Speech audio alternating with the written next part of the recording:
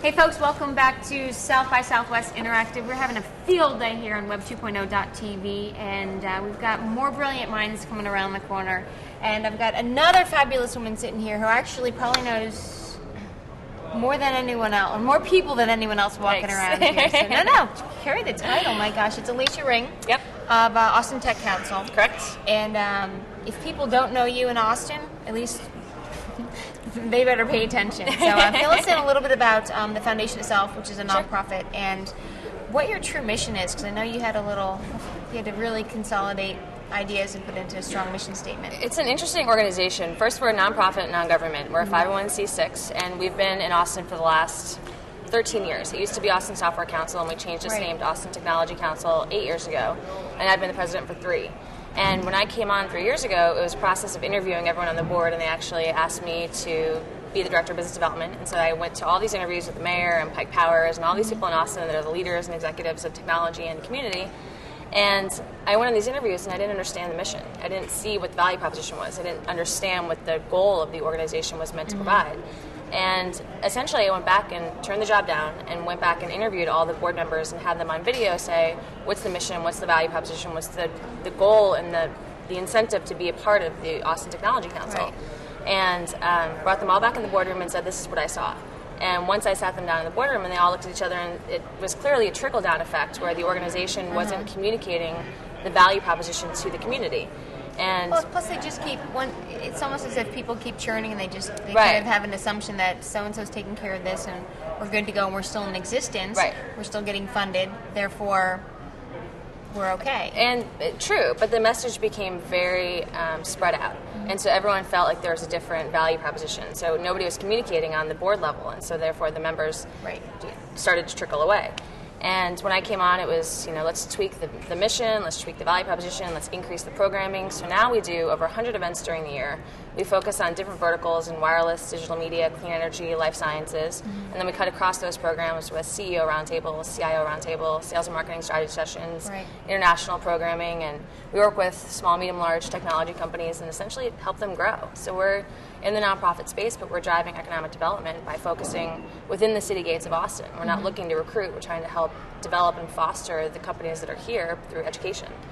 That is awesome. So how do you guys actually use technology and web technologies to get your word out, to get that mission out, to get more funding, to get bigger and brighter companies talking to one another?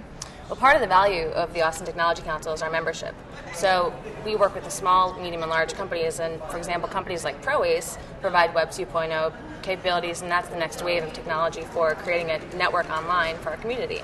So we're using them to Web 2.0 to videotape our member companies, show them online, show the programming online through video. We're using the blogs, and we're using all of our member companies that actually have that technology and showcasing it through our website and in our community to not only expand our presence online, but also their presence in what they're doing in the Austin network. Right. So it's creating a hotbed and transfer of knowledge just through the Austin technology community by our members. Okay.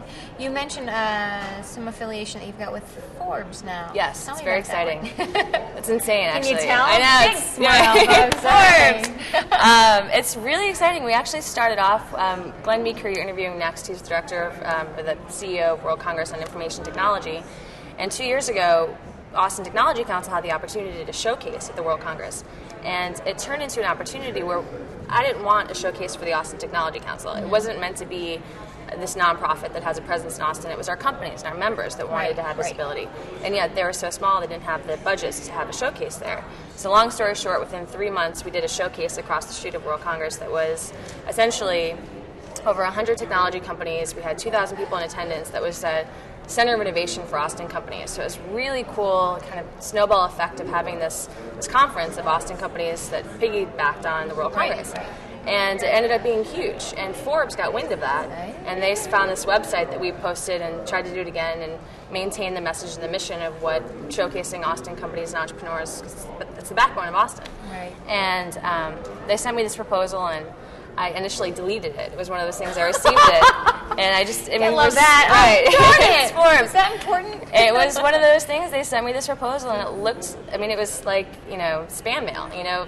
Forbes and the Austin Technology Council. Right. So I didn't think it was possible. I didn't think it was possible that they would look at an organization, small nonprofit like ours, And so we worked with them and created a program. So we're doing 4 series. We're doing a luncheon series. And they've actually never partnered with a nonprofit before. So they usually partner with CVBs and cities and chambers, but this is a maiden voyage for them as well.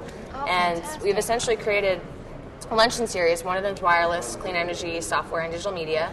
And the content from those luncheons will drive a 12-page insert in Forbes Americas, Forbes Asia. So what we're doing is taking the information in a hotbed of knowledge that's in Austin and taking it international. And so the goal with that, actually, that insert would be to promote a one-day conference in 2009. And we haven't finalized the details on that. It struck me as very ambitious at first, but it's a neat relationship. It's very doable. And they want the information on what is happening in Austin. So they're coming to us and saying, who is here, who are the executives, who are the companies, what should we be focusing on, what industries, and so they're looking for that knowledge. And because we've been in Austin for 13 years, the Austin Technology Council has that information. So it's been a really neat relationship and definition of taking what's here in the small company talent internationally. What's so wonderfully brilliant is that they were able to look beyond what they're used to doing. And obviously Forbes is Malcolm Forbes is world renowned for being a bright man and an innovator. And they're actually just practicing what the founders preach, and that is look beyond that and find your diamonds in the rough, let alone look at on the smaller level, because you find, South by Southwest is a great example of that. You find some nuggets of brilliance, and if you're not looking for them, then you're totally going to miss them. They're obviously looking that there was either a void, or they want to just keep adding to what they can continue to put out there. That is a great achievement. Yeah, it's great. Well, they're looking at the Austin marketplace. I think a lot of executives are looking at what's going on in early stage companies in Austin, and without a real organization that represents their best interests, there's no way of really learning about who's here and what's going on. And that's our goal, is to really learn and help those early stage companies grow to the next level and essentially create the next Dell. So the biggest next step is that opportunity in 2009? Forbes, yeah, that's the biggest next step. But we're doing 100 events during the year, so we average about 3 events a week.